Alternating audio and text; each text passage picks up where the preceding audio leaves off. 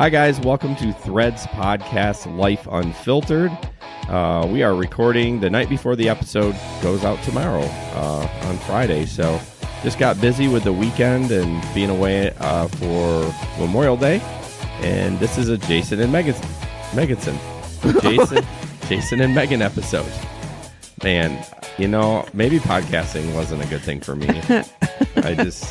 the GR podcast too. I was on the struggle bus. So we are going to break down the Mike Hamp episode. Meaghan finally gets one that's not Eric Zane, although this is only our second one. So I didn't say the Eric Zane one was bad. No, you didn't. But you're like, oh, we get to break down the Eric Zane one. Why can't I break down Alex or break down things that are more in my wheelhouse? Yeah, Erica with Wyatt's Law and stuff. Yeah. So yeah, it was well, I should explain the concept one more time. We're kind of switching things on the off weeks. The wives are going to join us and your wives. Our wives? Not the wives. All right, whatever. We're people. Okay. What are you doing? Taking a drink. And we're going to break down, you know, the opposite episodes. One thing I'm really looking forward to is this coming Sunday. Ben and I are actually recording a regular format.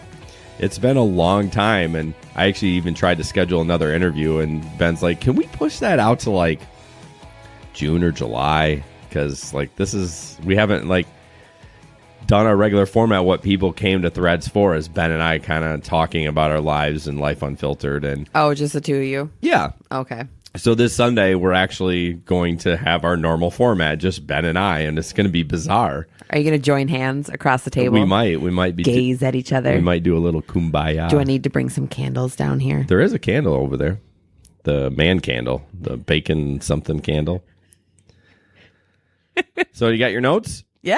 All right. So, Mike, if you, this is one thing we always have to preface. If you have not listened to the Mike Hamp episode, you should go back and listen to it because this one's not really going to do anything for you. Not that I want to promote a different podcast as well, but do they get even? Is it the content different when he sat down with Eric Zane? Do you get more of his story or a different aspect of his story? I think ours was only the second one he's done. He did an interview with Wood TV8, and he was going to send me the link on that, but I never got it from him. I never asked him for it.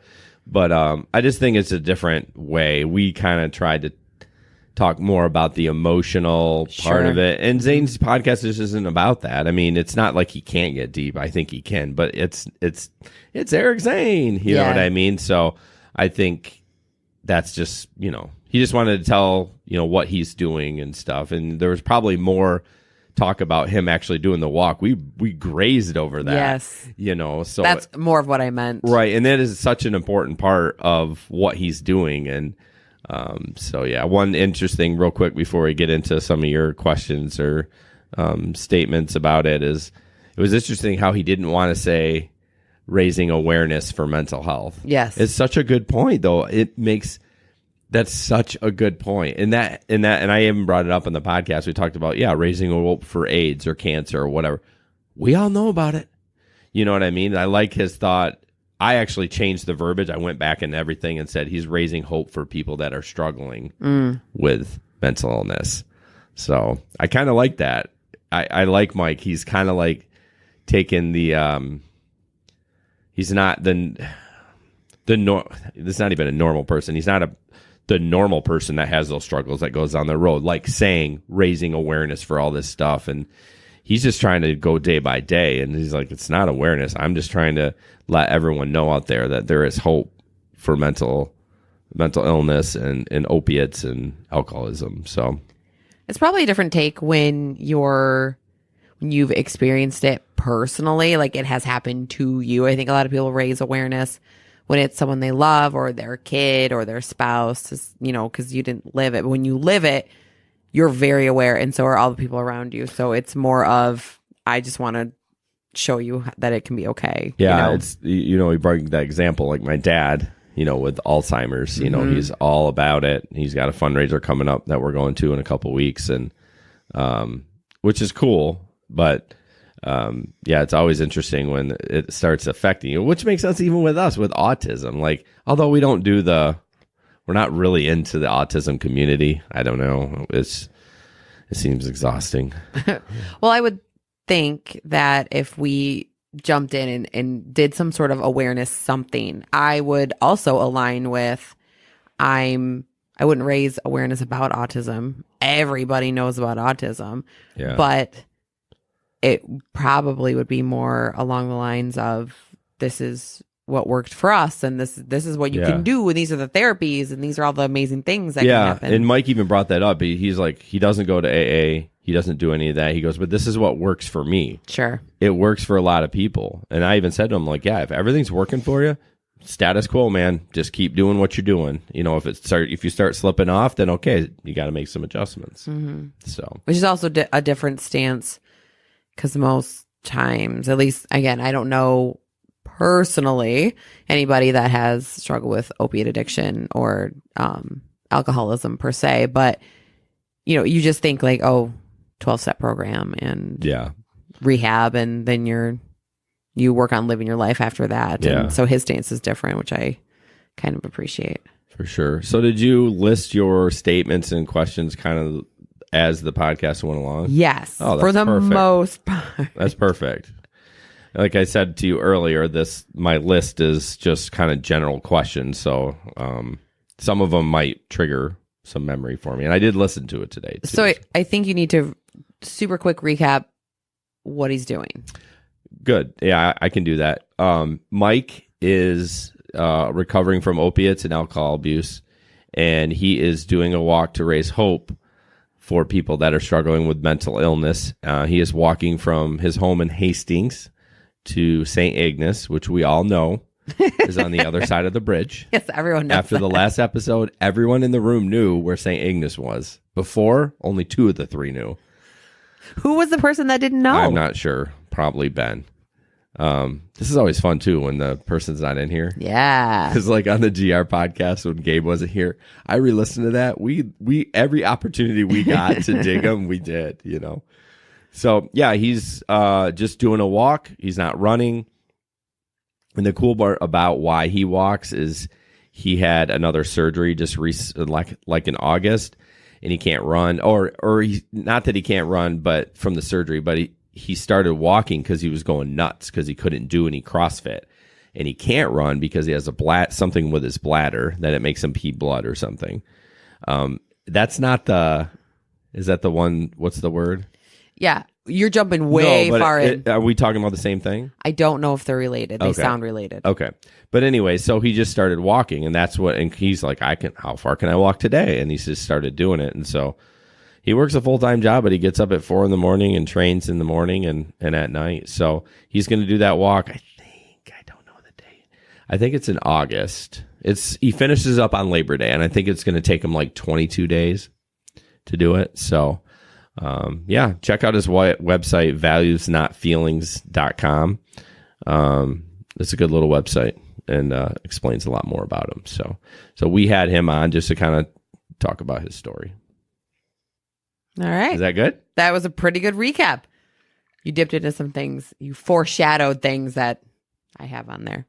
But so I wanted to start by teasing Ben, because he's not here, about his pronunciation of morel mushrooms. And we'll get back to Mike. Morel. He called them moral. Or he didn't say it out loud. Yeah, he said he thought it was moral. Man, I must have missed that when I listened back to it today. Oh, I think you guys were talking about nature. Oh, okay. Nature-y, and he asked if Mike was a mushroom hunter or something. Right. Well, we know that excuse me. We know that Ben doesn't pronounce that is called karma right there. Mm-hmm. Pronunciate words correctly. Funny. Just it's just I always call it the Uper accent. It's really a Michigan accent, but is it bagel? Boggle? No. Bag. Bagel. Oh. Is what Ben says. Bagel. What else does he say? There was another one we used to tease him on, but so I missed that. Morel. He said moral. No, he said moral. Well, that fits him because he was a pastor and ordained, right? And so moral, it's the kind of mushroom you can take to church. The moral. Moral mushroom. Okay. Makes for a good saute. Yep. Anyway, I just wanted to start with that because I was like, oh my gosh. So mind you, I listen to Threads podcast when I am grocery shopping. And so there's particular times where I am either yelling at you guys or exasperatedly sighing at the fact that you two can't speak or say words right. But why though? That's what the character. I mean, that's not what in a bad way, in a wife loving way. Oh, okay. You said moral mushroom, I'd be like, oh my gosh, Jason. Oh, okay. But I say that out loud while I'm grocery shopping, and then people look at me because I'm talking. Yeah, that's to you true. guys / myself. And that was one of them. I was like, good God, Ben. And then I look around. I'm like, jeez, I'm a crazy person. I'm in a store. So starting off with Mike, so I saw Mike for a brief second when he came over. And if I didn't know his story, I would have no idea, right? You kind of, if you said, hey, I'm going to introduce you to my buddy Mike, he is on the recovering end of a long-term opiate addiction, and he's been sober for 20 months from alcohol. Like, you picture something in your head, and it is not young CrossFit Mike, right? Right. And so it got me thinking that, in right now, the way society is and the way the culture is, that everybody is comparing themselves to everybody's highlight reel. Mm-hmm. And if you saw Mike at the gym, or if you were coming in and you're struggling with stuff and you're like, look at that guy. Hey, he's got it all together. He's working out real hard and he must be amazing. But what you don't know is this is what he has going on, right? And it just struck me that, you just don't know other people's stories. So you just stop comparing yourself to people all the time. Yeah, and it's so hard to do when you bring that up about not knowing their story, like someone cuts you off or whatever, and you just like, F you, you're so mad, but you're like, what if that guy just lost his mom? Sure. Maybe that's the different, I don't know, maybe it's too hippy dippy. Like, that guy could just be an asshole, but he could have just lost his mom too. So sure. But I struggle doing that, like, to take a step back.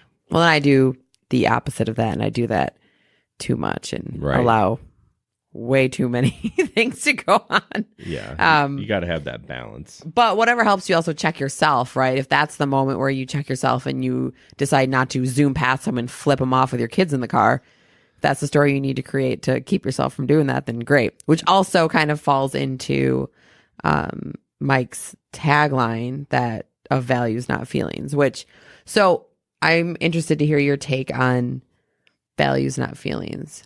I'll be honest with you, I struggle with that a little bit. I don't quite get it. Mm-hmm. Get it from make me dumb, ignorant? No, when he explained what that means to him, did it make sense? Yeah, to I you? think, and correct me if I'm wrong, but I think he was saying he doesn't want to react with his feelings, mm-hmm. but he wants to react with his values. Mm-hmm. Is that kind of what he's saying?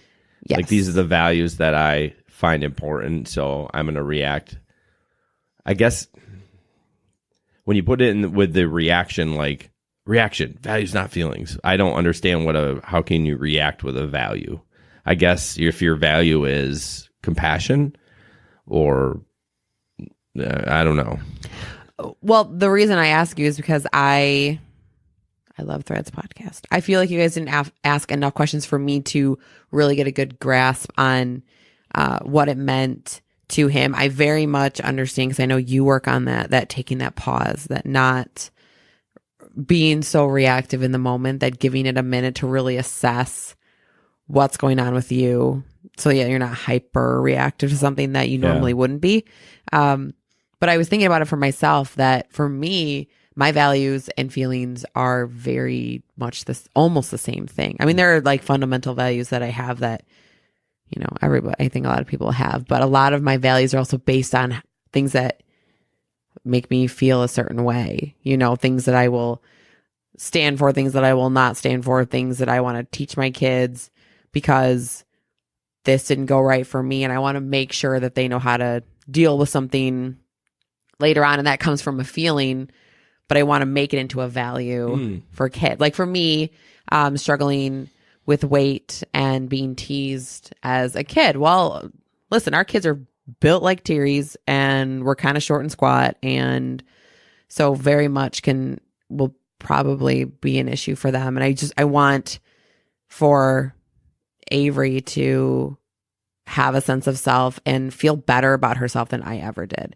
And so I want her to value herself that way. And that wasn't a value that I had growing up. It was something I developed over time. So for me, like feelings and values are very similar. Does that make sense? Yeah. Where do you think he come from? Did I explain it?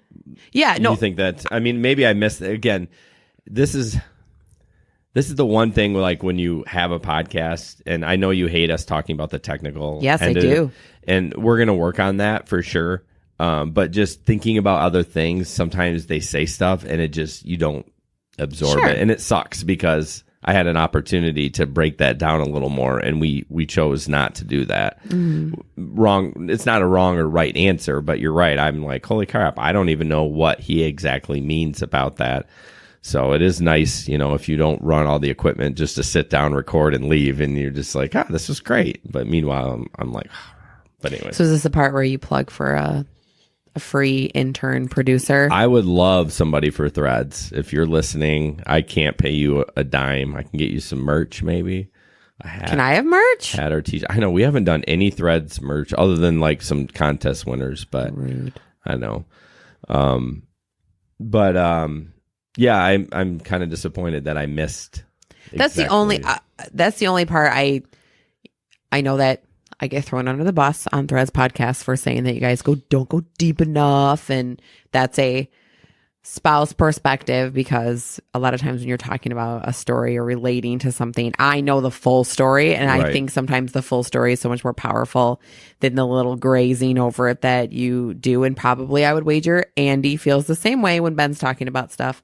But that's the only one, because I wanted to hear more from him so I could really grasp and then be able to relay his story and his mission and what he's doing and what he is raising hope for to other people. I do understand I can do that. I just a lot of his stuff sounds very similar to some of your stuff. Yeah. What's really cool about having a podcast and not being restricted by anything is we're going to have him back on. So we can listen to this again and be like, I can go back in and say, all right, I talked, Meaghan and I talked and I grazed over this. Let's break this down a little bit, so that's kind of exciting. But yeah, I did notice a lot of the similarity, especially when he talked about anger and having outbursts. I'm like, I'm not comparing, I'm not comparing myself to his struggles by any means. No, sure. And he didn't really elaborate on it, but sounded like he loved his parents a lot.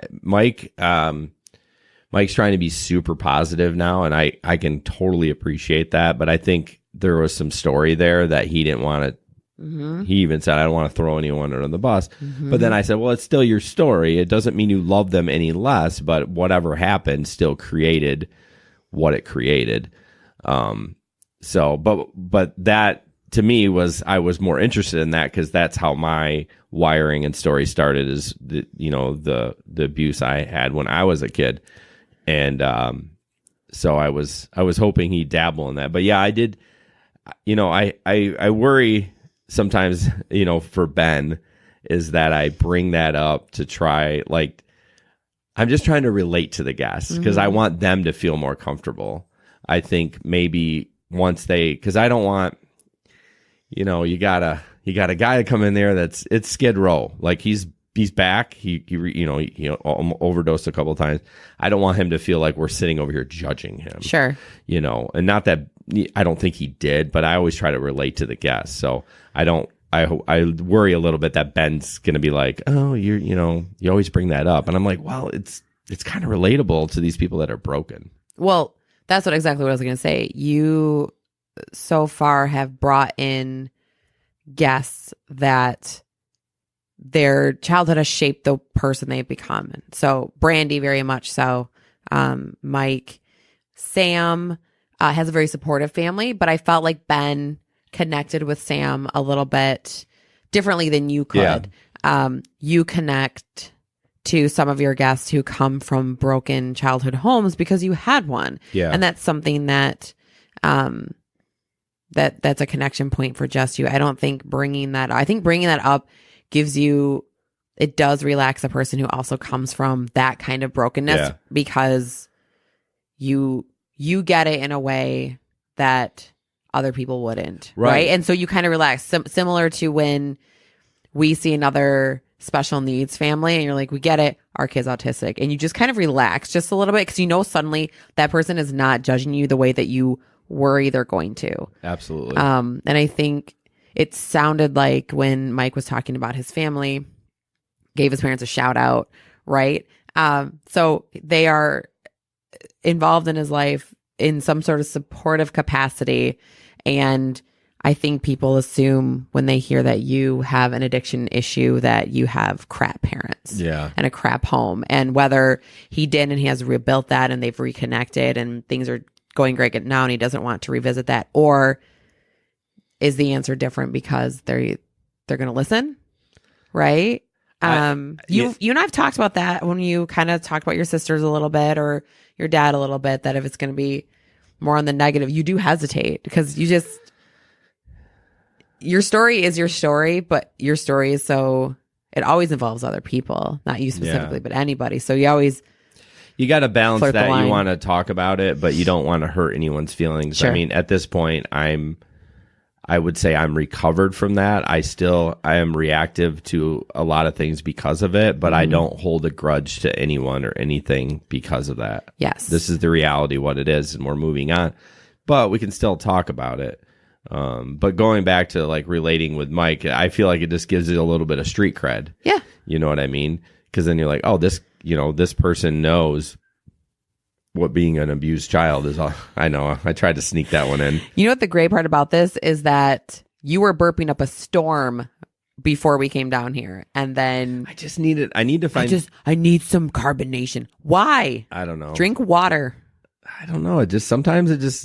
No, I get why you wanted it, but anyways, I was burping because all the watermelon I ate myself sick on.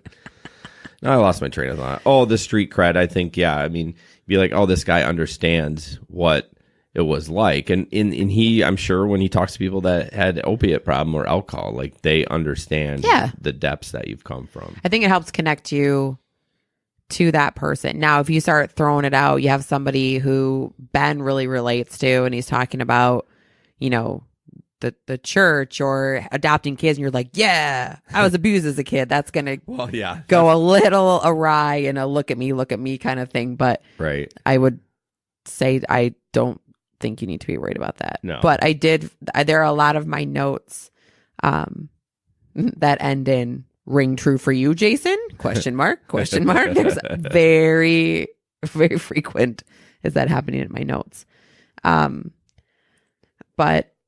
But yeah, I found a lot of similarities. Just even with your journey of, so I was really interested in how Mike got addicted to opiates, and it's so prevalent right now talking about the opiate crisis, and so many people became or are addicted to opiates because of the overprescribing, and a lot of people that it started with surgeries, and for him it did, and at such a young age, 16, 15, 16, when your brain is not even, I mean, let's be honest, dude brains. Well, it's 25. Well, technically. Well, by science standards, it's 25. 43. I'm still kind of waiting for then good frontal lobe to kick in here. You're going to die before it happens. But it's so young for all that stuff to be going on and to have other issues going on, and then it shushed some of your issues, and then gosh, yeah, I've been waiting for that to happen. I'm gesturing wildly over here, and I think you got a short mic cord too. I do, or a short headphone cord. Should have given you the other one. I know. I wondered why you kept watching my hands. You're just waiting for me to yank this whole thing off the table. I saw it was all wrapped up, and I'm like, this is going to end poorly. This is what happens when I'm in my car and I listen to my headphones, and it's hooked up on my dash. At least once a trip, I whack it with my hand and it flies, and I say, a naughty word. Well, thankfully or hopefully when we do upgrade your car, it'll have Bluetooth in it. You won't have to listen to headphones.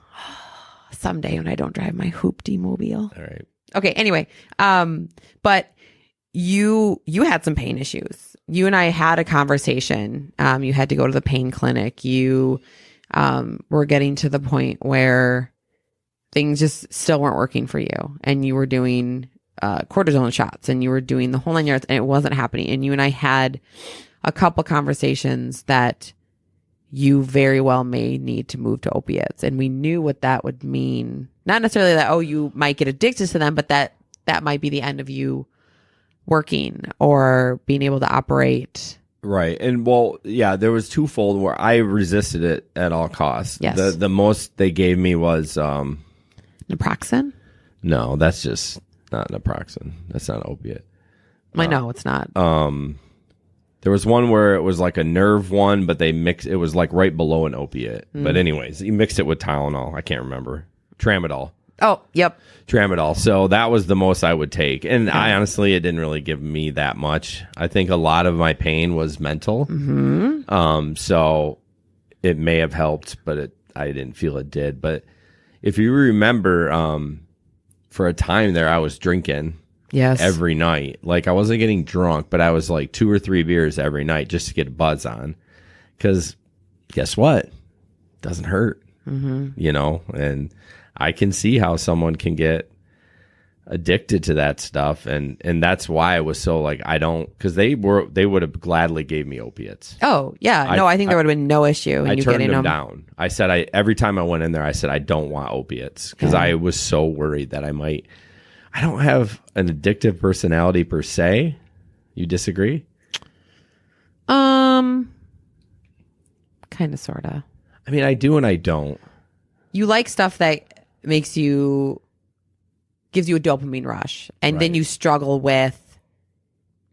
I don't think you necessarily like feel compelled to do that thing, but you just feel a gap if it's not there, and it affects your mood. And I think if you layer that on in Mike's way, that you're layering on him having some, depressive issues and those sorts of issues, and it calms that part of it down. It's a double effect. Your pain is getting better, and then all this other stuff got better. It sounds dumb, but I was reading. So we go to the cabin for Memorial Day, and there's not much to do when it rains. And so our neighbors gave us a huge stack of People magazine. So I was reading People magazine, and Jamie Lee Curtis was addicted to opiates for like 25 years. And she was talking about that she was kind of like the closet opiate addict, and that not very many people knew. But for her, it started with somehow she got hurt, took them, and she just felt better. And all the anxiety she had, all the body issues she had, all that stuff just felt better to her. So that's what addicted her to opiates. The feeling of just not having to care as much. So not having it to wasn't feel just as much. the pain was gone. It was like the anxiety was gone. The depression was gone. Yeah. And you imagine being 15, 16. I don't think Mike said how he hurt himself, just that he had a shoulder injury. So I don't know if he was an athlete, like baseball, football, something. I asked him about football, but I don't quite remember. I don't think he said football. He was an athlete, but I don't know if it was anything specific. Right. And you were a high performing athlete in high school. Yeah. And can you imagine just having an injury and you're done with that? You're done with that part of your identity because you can't perform that anymore. So you're having some issues with mental health, and then you get these pain pills and you're an adolescent, and honestly, I mean, a lot of it, not that I'm blaming his parents by any means, but there should have been some more control there. I mean, as a young child, I mean, and I don't know what kind of family he grew up in. I mean, maybe they worked hard, maybe they worked full time like we do, who knows? But I think some of the accountability, and Mike would never say this, but some of it falls on his parents. Well, I think when you start seeing the issues, and how old is Mike? He's like 35. I was gonna say he's probably near my age. Yeah. It just, we were, when you were too, the kids that, go out and play and come back when it's dark, when the lights come on, and there wasn't the amount of supervision, but also like going to a therapist wasn't a first line defense, where you and I very much feel like our daughter did struggle with anxiety and not sleeping at night for a while. And our first line of defense when we couldn't manage it with the tools we had, we're like, oh, that's it, to therapy. Yeah. And that is more and more prevalent now. And maybe his parents just didn't have that in their toolbox to say, we need to figure this out. This is beyond angst. This is beyond, if you have a kid that's an athlete, no longer is an athlete, is struggling mentally because of that, you're doing the parent thing probably and trying to help them see all the other things that they're good at and getting through that. Meanwhile, what you don't know is that the pain pills they're taking because of their surgery is making them feel better. And right. Well, I guess I'm talking about that, not them seeing the results of I can just see how it could happen without you 100%. realizing until you were in it. And then 100%. And then not that it's too late. And it sounds like over time, his parents sent him to rehab. They did the things that you're supposed to do. So I don't want to come across. I just always look at it like, man, 15. Like I said, you always look at the parents. Oh, they must be crap. 15 and you're addicted to opiates. What is going on in that home? And I would not say I am what is the new term? It's a lawnmower parent. So the lawnmower parent mows down all the problems before the kids even get there. I would say I'm somewhat of a helicopter parent. I'm hypersensitive to what the kids are doing. And I'm not saying I spend a ton of time with them. That's my favorite thing, because it's not. I love them to death and I love spending time with them as a family. But, when you work full time and, it's tough. I'm sure I'll get some hate for that one, but that's okay. Not hate, but just people be like, oh, that sounds like he's a mean dad. But I'm hyper focused on my kids. I would know. I shouldn't say that. I'm going to eat my words. I'd be like, I know if my kids are on drugs. Don't ever say that. Avery at 17's, pregnant on drugs. Well, that escalated quickly. I was more talking about, yeah. Anyways, kind of getting off track there. Yeah, you did. Anyway. Thank God you have notes, because when we get down those rabbit holes, I'm not sure where to pull us out and start. So thank you for that. Don't worry about it. I also loved that you said dick, because you kind of gave me some crap because I called our dog a dick, and you're like, that's never been said on Threads. That's funny you said that. I don't think it's ever been said on Threads, but I listened to some GR stuff. Oh, well, that's just terrible. Right. It does, it's the basic S, B, those kind of stuff. But yeah, I think I actually probably did that because we had that discussion. I think I went right to that. I broke the seal. You broke the seal of the D seal. I believe I raised my fist in triumph. Weirdly, probably in Aldi. I'm like, said dick, yes. And then Mike said it. I was like, yeah. Well, then win. Then later on, he said something about, he said ass or something. Then he apologized. Like, Mike, you've already swore before you said the word ass. Listen, ass is like nothing. Well, I think what was interesting about Mike too is that he was really nervous at the beginning, but then as soon as Ben and I started joshing back and forth, he relaxed, and I felt happy that he relaxed, because I could see it in him. You could hear his nerves, and I got to meet him, just for that brief second, but I could tell he was asking a million questions. Take my shoes off. Can I not? And I was like, oh man, this guy's nervous. Yeah. But that was good. I like that he loosened up, but it also tells you, I think, he's so passionate about it, and he wants to do say the right things about it to give people that hope. And that's very relatable as well. Even if I like hearing that somebody is a little bit nervous coming and talking about their thing, because that makes them real. So it makes them a real person. Yeah, it does and it doesn't, though, because I almost feel too like it's okay. We talk about the Facebook fake, and I'm not saying he's like that at all, but he's always so positive, and I'm sure he has his dark times, but I don't know. To me, I know that it feels refreshing, but I always often wonder, because I'm Mr. Skeptical, right? Mm-hmm. I'm always looking around the corner. I'm not looking straight in. I'm like, what's going on over here? What's going on over here? And so I like a little bit of fault. So when he was nervous, not that I like that, but it was like, okay, it's humanizing. Sure. Yeah, absolutely. So, but I was really excited, because when I listened to the podcast, I could hear his energy ramping up after the nerves went away. I'm like, okay, that's how I know you want to talk. So it was good. It was a fun time. So back to you guys saying dick. Because he said that what encourages him is that he likes the progress he makes when he's not being a dick. And I was like, oh my gosh, that's Jason. Like 100%. Well, no, yeah, we don't like it when we are like that. Sometimes it does definitely feel good, but it's not the way we want to go. It sounded so much like conversations we have had. So I knew you had a connection with Mike. I mean, we have a little, you call it a whiteboard, except it's clear in our bedroom. It's one of those weird purchases that we never write on. It's a clear board. It's a clear board. But you can write washable markers on there. Yes. And we were going through a time where you were struggling with not using, you were not being very nice to me. And so we were writing things down on the board. And so on Jason's side of the board, it says, don't be a dick. And I think that's just great.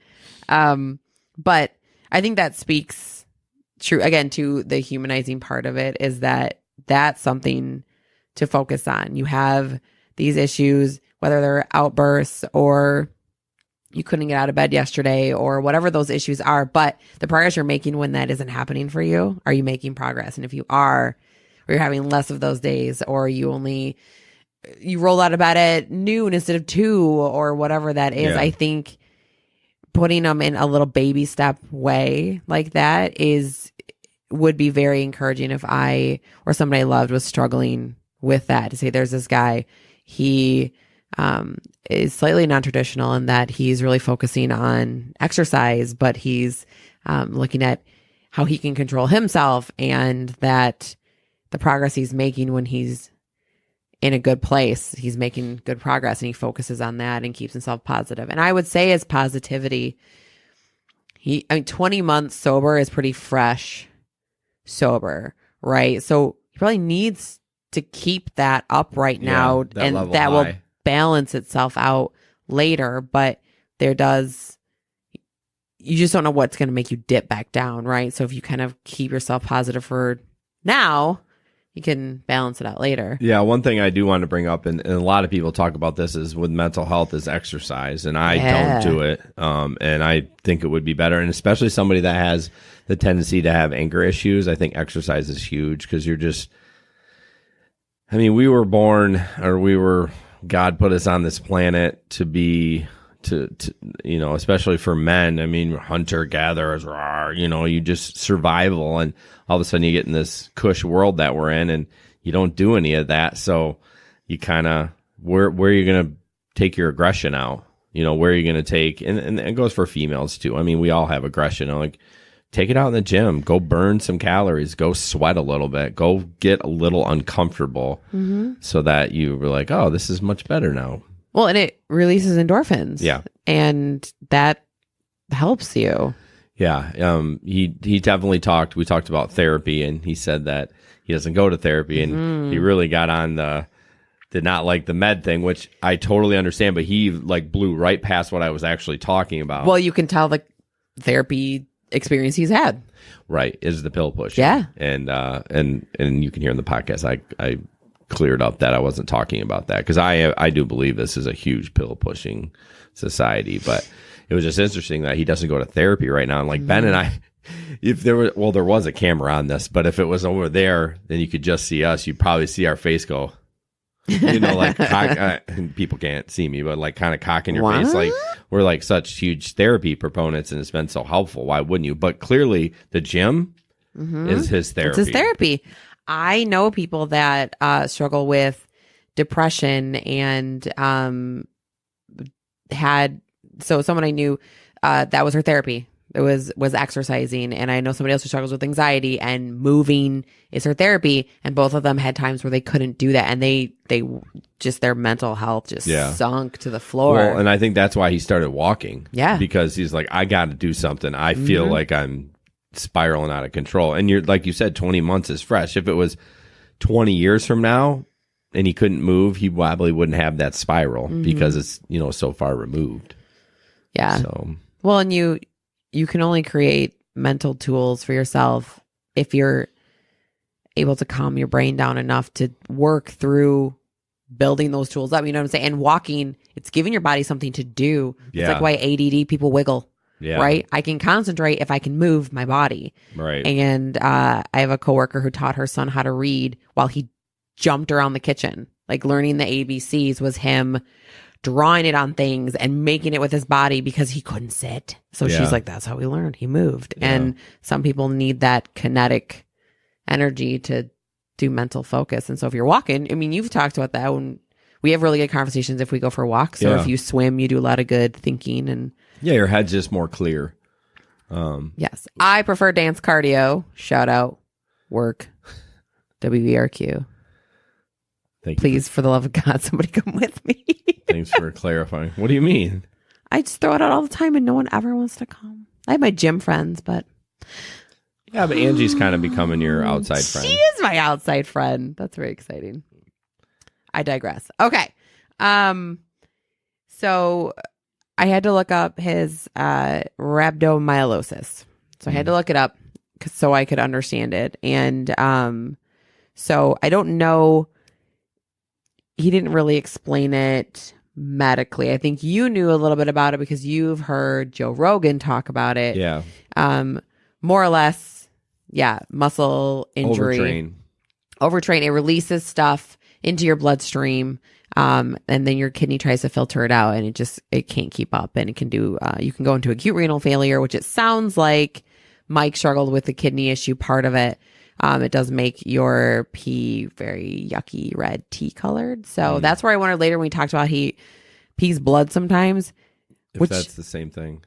Not that I hope that's a part of rhabdomyolysis, but if he also has rhabdomyolysis and he pees blood, like those are two different things if they're not connected. So I kind of hope they're connected for him. Well, yeah. I mean, he just said when he went running, and I'm like, what would running do to make it? Yeah. Well, just it depends on how hard, which makes sense as to why CrossFit, people who are really into CrossFit, because you do all that, I don't remember what it's called, the different kind of exercises, and you're like surprising your body all the WOD. time. Workout of the day. I will not call it that.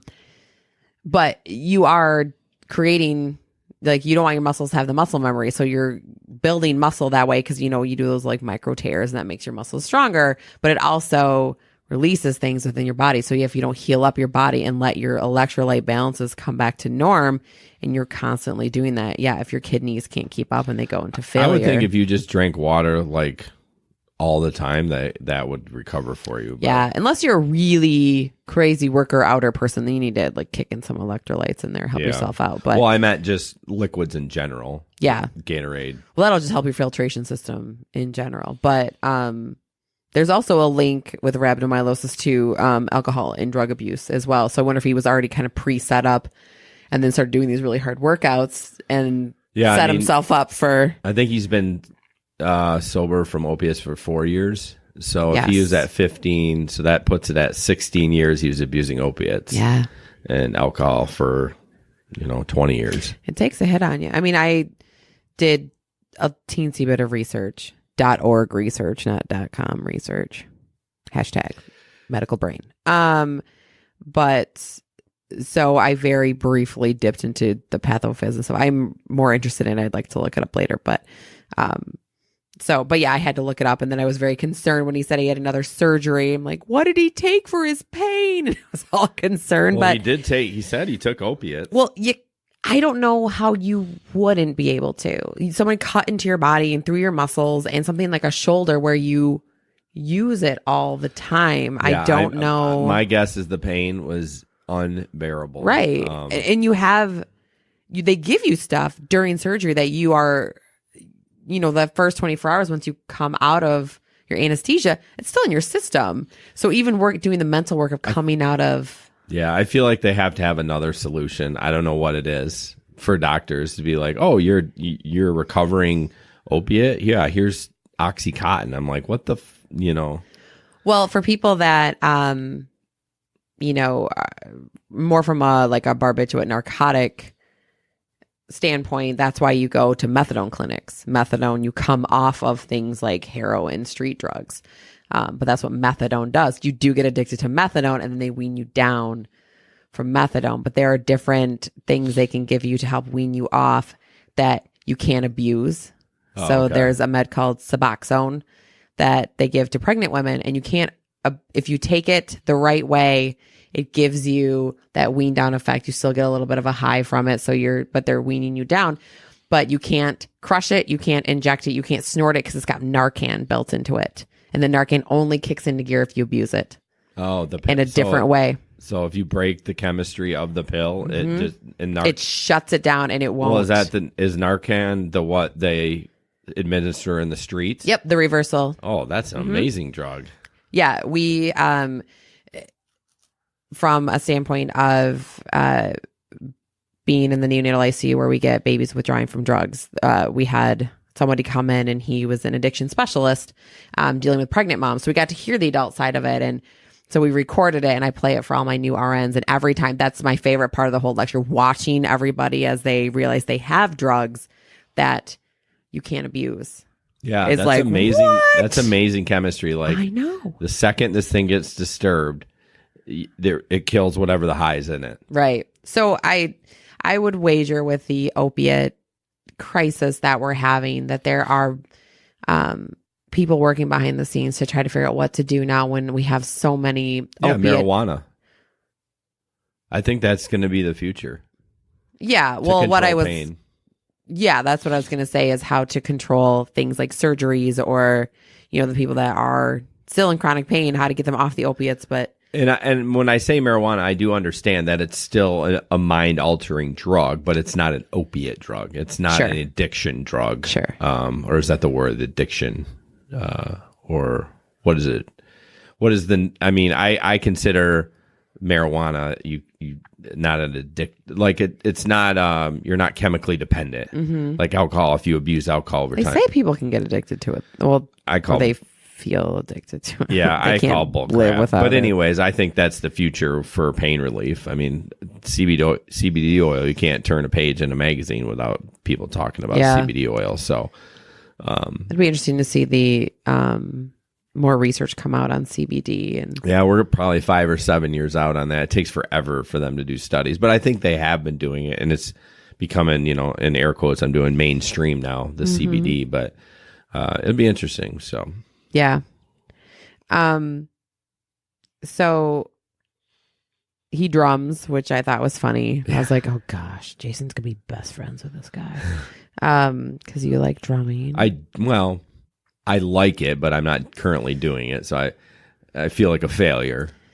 Which is so funny. My next point, sick of feeling like a failure at the 26-minute mark. I said, does that sound familiar, Jason?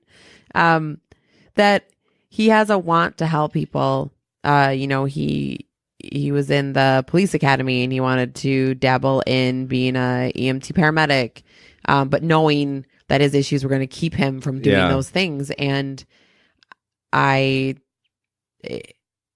made me sad for him that he has a helper's heart and an addict's brain, right? So wanting to help, because there are people all over that are in professions that help people that shouldn't be in the profession that helps people, right? They're either You're in it terrible at helping people. They're either in it for the money or to help themselves. The parents want them to be what they're going to be, and they hate their life.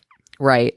And that, you know, that constant feeling like he was failing because his issues were keeping him back from what he wanted to do. I mean, I feel like you've connected with that a bit. And as the wife of somebody who has struggled through some of those things and help you work through feeling like a failure, that I like his message of kind of focusing on the progress you are making when things are going okay and you're not having quote unquote fails, that you're having wins. Yeah. But yeah, again, I was like, does that sound familiar? Jason. No. All these notes say Jason on them. Yeah, and it's so cool to hear your perspective as you listen to it, because it's like you're like a little bird. And you're like, oh, like I missed a lot of that stuff. I mean, I felt some connection with it, but especially about the failure part. Yeah. Always thinking that I failed in life and haven't done the things I should be doing, and but no, that's the one part I like about doing this back and forth, and it's always interesting the different perspectives. It would almost be cool, which we won't do, but having Ben and Andy break it down in the same episode and kind of compare notes. But then he'd be like, "You can't listen to ours. You got to." Well, and truthfully, I didn't hear much from Ben question wise. I think you've connected more with Mike, so there was a lot of,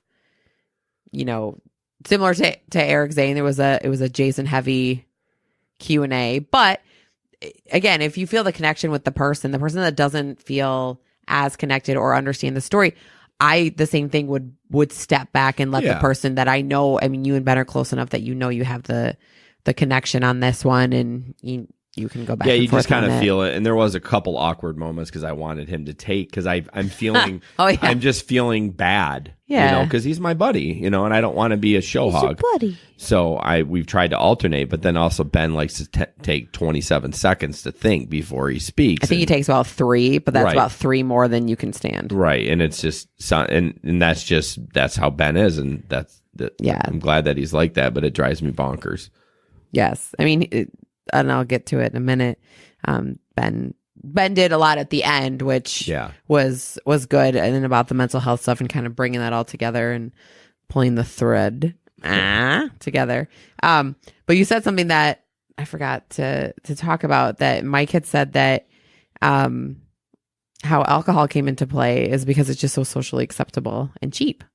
And I have noticed that, if you look on Facebook or social media in general, that it is currently very socially acceptable to basically be a functioning alcoholic. That like mom juice jokingly gets thrown around, like, oh, mom needs her juice tonight, right? Or, all these like new mom starter packs, and it's a case of wine on top of it. And, you could drink 2 to 3 drinks a night and talk about that very openly, and nobody would be concerned about that. But if you start looking at it at like a week basis and that stuff, that, it kind of can be, it's culturally acceptable right now just to it's legal. Cope with alcohol. Well, it's legal. I mean, what else does anyone have? I mean, I think it's fine. I mean, that's just part of what alcohol has been around since Jesus' time. So I mean, well, if Jesus drank it. Jesus drank wine, so that means I can get lit. If he made the water into wine, then mom juice it is. Yeah, I kind of disagree with you a little bit. I don't think it's a bad thing that that's the culture that we're in. I mean, I don't want people abusing it, and I disagree too when you said no one bats an eye. If I had a friend that drank 2 or 3 beers a night, I'd be like, seems like a lot, bro. Like every night, 2 or 3 beers, So I don't know. I just don't think it's that big of a deal as far as the mom juice or whatever, because that's just what, I don't know. All right, moving on. Yeah, I mean, it's, look at you. Oh, we're shutting it down now because I kind of deflected, or no, that's not the word, but deflected's not the word. No, but no, I just think it's just part of our society, so that it's okay. I mean, I don't want to promote to abuse the alcohol, but that's my take. All right. Awkward. Fair enough. Anyway. See the kind of life I live, guys? I try to put up a little bit of fight and she shuts me right down. Oh, yeah, that's what it is. Call you Jason Debate Class Theory. Right. Hey, I'm working on that, bro. I hope you are. What else you got? A show note from me to you and Ben is, as a person that doesn't care about tech, I don't care about your mixer. I don't care about what you hear about in your headphones. You guys talk a lot about your techie issues. Yeah. You and I talked about that before this, but yeah, that's always something that I start disconnecting when I'm listening to, and whether it's the most amazing podcast I've ever listened to in my life, when people start verbalizing an issue they're having, like, oh, can somebody get me a different mic and somebody whatever, I do disconnect. I do that in church too. There was one day where it was a really good service and our pastor's mic went out, and so she needed to get a different mic, and they were fiddling, and I was like, do do do, and like started making my grocery list in my brain. That's just life. I right. mean, life happens. You got to kind of go with the flow. I will take your advice a little bit and just say, the show must go on. So if it's not, if Mike's Mike, if all the mics are working and maybe there's just a little bit of offness, let's just roll with it. You know what I mean? I understand that. But when a guest, I'm having trouble hearing him, that means the audience is, so that has to be adjusted. Oh, I think that's fine. Right. Was that more of a note that needed to be made off? No, it's fine. No, I'm sure other people are like, yeah, I'm tired. I believe you said you should bring that up, and then I bring it up, and you're like, well, listen, young lady. No, I'm not. I'm just defending it a little bit that, right, the show must go on. Let's not focus like we have been for the last 3 minutes on tech issues. And no, I'm just, you're right. I need to try to do that because I feel like I need to explain to people what's going on. So I think it's a little bit different when there's no camera. Yeah. Because you and I could be having a eye conversation and I could be writing stuff and no one would ever know. And I'd be like, hey, I need to adjust this. All right, just keep the story going or whatever. Sure. But when you're on camera, people are like, why is Ben getting up? Why you guys, even on GR, we were having that issue where we were hearing the feedback. And Sam, who's coming on in a couple of weeks, is a rideshare driver that we've met a while back. And she was even like, what's going on, guys? Because she could see us in the camera, like me looking at Ben and he looking at me like, what the hell? And I'm like, you know what I mean? So I think that's why we have a more tendency to explain tech issues when people are on live watching us.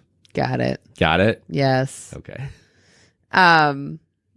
So I think to wrap up, you guys ended with just kind of asking Mike about his take on suicide, which I don't know how I know that was a Ben question, and I don't know if Mike talked about taking his life or if that was a big thing. I don't remember him saying that. So I think Ben was trying to wrap up the whole mental illness issue, but it did kind of take a dark turn in regards to like, oh, all these guys are killing themselves by drowning in the car. In the time, it felt right. Mm-hmm. But when I did listen back, I was like, man, that was kind of a really roundabout way. But I think he truly was trying to say, what can we do with these middle-aged guys, 25, not middle-aged, but the age he was talking about, 25, 35, that are just killing themselves and doing it in a bizarre way because that's not normal, is to drown yourself. You know what I mean? Well, typically men do it in violently, grand ways. Right. Yeah.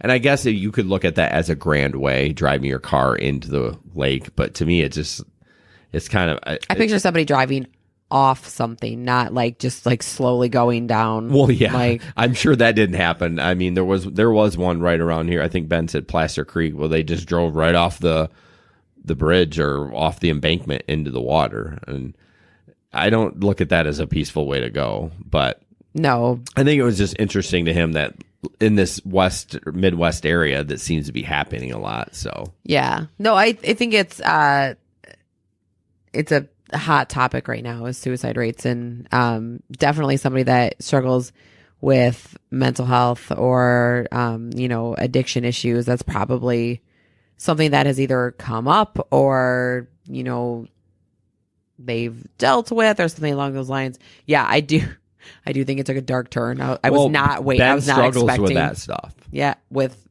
what? Deep depression. Oh, yeah. So that's why it's more relatable. I don't ever struggle with that, so I don't think about that stuff. So maybe, and you don't either, so maybe it looked like to us that it was more of a deeper turn, but somebody that's listening that struggles with that maybe be like, no, that was fine. So yeah, or somebody who struggles with that would be waiting to hear that person's take on it. No, yeah. I understood how it came about, but my note was like, geez, Ben. I was like, ow, my heart. Yeah. It's sad. I mean, I find it interesting, though, that Ben said that was a peaceful way to go. And I'm like, that's not peaceful. It's kind of like the worst. But I would prefer to not discuss the ins and outs of peaceful ways to kill yourself. Well, if no. That's okay with you. Well, I know. But I mean, it's life unfiltered. Yeah, unfiltered. I don't want to talk about it. Oh, man. House rules are applying here, apparently. So... yeah, so no, I think all in all, it was a good episode. Mm-hmm. I think I like Mike. I actually texted him today because I listened to the episode. I'm like, hey, man, how's the training going? And he texted me back and doing good. So, And it was like raining out. And I was thinking about him like walking in the morning, like just in the pouring rain. And he's just going to have a backpack on and a tent. And is anybody going to, I mean, he's walking on the side of the road? Yeah. Yeah. I have like mom concerns. Well, he'll about be that. safe. I mean, he'll be safe. Is he walking at night? No. Okay, good. He's walking during daylight hours, which in the summertime is 7 a.m. to 10 p.m. in Michigan, which is kind of nice. So you can get a lot done before it's dark. So, and he's staying in certain spots, and overnights he's like looking for campgrounds and stuff like that. But okay. He's got a huge support team in regards to like, I look at him as like sponsors, like sponsoring the walk. Like he's sponsored by a psychology company. Yeah, I saw that, or I heard that. Office. Saw that. Apparently he said that they're going to help. They have someone that's going to help him with social media and everything. So it's amazing. He's got a chiropractor. I mean, the company he works for, I think it's Tom's Meats in Hastings. They're supporting him. So this guy's touched a lot of lives, and they're excited for what he's going to do. Well, hopefully that he's been on Wood TV8, Yeah, right? it was, I don't know when it was, but as he, strikes out and to do his walk, not strikes out, but like goes out to do his work, that either they'll cover it or some sister stations as he keeps going north. I mean, our super cool up north station, who's run by a Peter Griffin lookalike. I think he died. Oh, geez. Well, I'm just telling you. I think your mom said he died. Anyways, but it'd be cool to see, him, Mike, to get some more media coverage and really hype that up. And one thing I wanted to pin down on him, and I don't think he's ready, and clearly by his answer is like, what's next, Mike? Like, what do you do? Are you creating a charity? Like, I don't know. I want to see, like, he's getting all this support, but people, regardless if, I donate to a cause, or I guess it's a nonprofit. I want to see some growth. I want to see some movement. I want him to do another walk, but I also want him to take whatever money he gets and reinvest it in the community, which I think he will.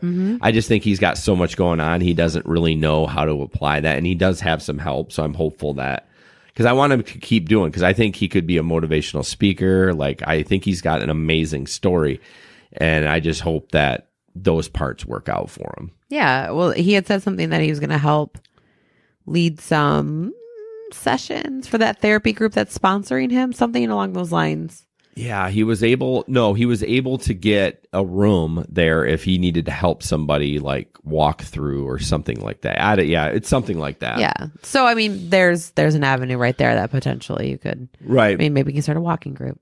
Yeah. Who knows? He definitely, he kind of brushed over that, and that's fine. He just probably doesn't know. Sure. But I always want to know, like, all right, what's next? Like, what's your plan? It's okay to not know what's next. But that's not how I work. I know. So, well, thank you very much. This was fun. Why are you giving a smarky smile? Snarky smile. We're right about where we should be. A little bit longer. I only shoot for an hour, so we're at. Well, we were 7-8 minutes in before we actually started recording. Oh, sweet. So we're really close. But thanks guys for listening. We really appreciate it. If you can do us a favor, share the podcast with someone that you know that might like it. Leave us a review on iTunes, all that fun stuff. And we will see you in a couple days. And Ben and I will have a regular format talking about life. So, and hold hands. All right. Have a good night, guys. Night.